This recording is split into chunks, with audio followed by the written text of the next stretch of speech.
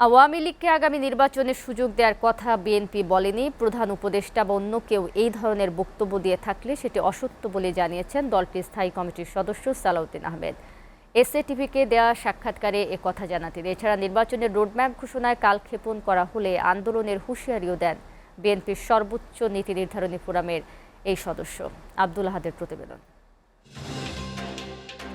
সম্প্রতি ভারতের প্রভাবশালী পত্রিকা দ্য হিন্দুকে দেয়া এক সাক্ষাৎকারে প্রধান উপদেষ্টা অধ্যাপক ডক্টর মোহাম্মদ ইউনুস বলেন, বিএনপি আগামী নির্বাচনে সব রাজনৈতিক দলের অংশগ্রহণ চায়। সরকার এই ব্যাপারে জনমতকে প্রাধান্য দেবে। এই বিষয়ে জানতে চাইলে বিএনপির সিনিয়র নেতা সালাউদ্দিন আহমেদ বলেন, বিএনপি অবশ্যই গণহত্যায় জড়িতদের বিচার চায়, তবে আগামী নির্বাচনে আওয়ামী লীগের অংশগ্রহণ প্রশ্নে প্রধান উপদেষ্টার সাথে কোনো আলোচনা হয়নি বলে জানান তিনি।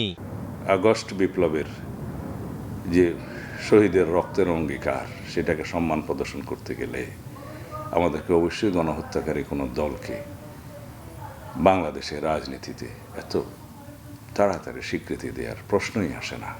সেটা জনগণ সিদ্ধান্ত নেবে। তিনি বলেন, দেশে গণতন্ত্র প্রতিষ্ঠা হলে অনেক সমস্যা কেটে যাবে, তাই দ্রুত নির্বাচনের রোডম্যাপ ঘোষণার দাবি জানান সালাউদ্দিন আহমেদ। সংস্কার, প্রয়োজনীয় সংস্কার, নির্বাচনমুখী এবং নির্বাচনের প্রস্তুতি একসাথে আপনারা অব্যাহত রাখেন এবং একটা নির্বাচনের রোডম্যাপ ঘোষণা করেন, টেন্টেটিভ, যেটা প্রয়োজনে আবার বাড়ানো যেতে পারে সময়ের কারণে এবং বাস্তবতার কারণে, তাহলে অনেক কিছু সমাধান হয়। তবে আমরা এই সরকারের বিরুদ্ধে এই ইস্যুতে আন্দোলনে যাব, সেটা এখনই বলা যায় না। আন্তর্জাতিক অপরাধ ট্রাইব্যুনালে গণহত্যার দায়ে যাদের হাজির করা হচ্ছে, তাদের মধ্যে অনুশোচনা না থাকা অত্যন্ত দুঃখজনক বলে জানান সাবেক এই মন্ত্রী। যারা গণহত্যার মতো অপরাধ করতে পারে, তারা যতভাবেই প্রতিক্রিয়া দেখাক, হাসুক, সাধারণভাবে দেখুক, কিন্তু তারা জানে তাদের অপরাধের মাত্রাটা কত ভারী। আব্দুল আহাদ, এসএটিভি, ঢাকা।